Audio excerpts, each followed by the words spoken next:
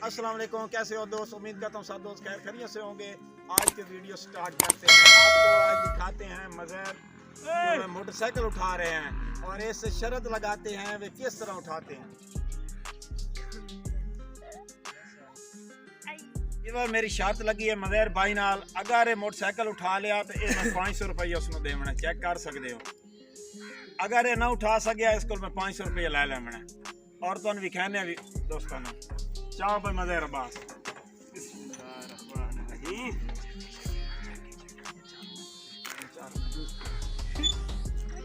Weaver आप देख सकते हैं मज़हर को ये उठा रहे हैं मोटरसाइकिल।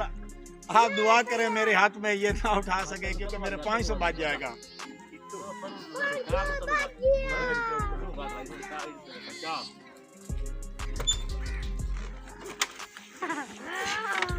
ये देख रहे हैं वीवर, बहुत कोशिश कर रहे हैं मज़हर और इसको अभी भी दो और ऑप्शन है इसकी कोशिश करने में।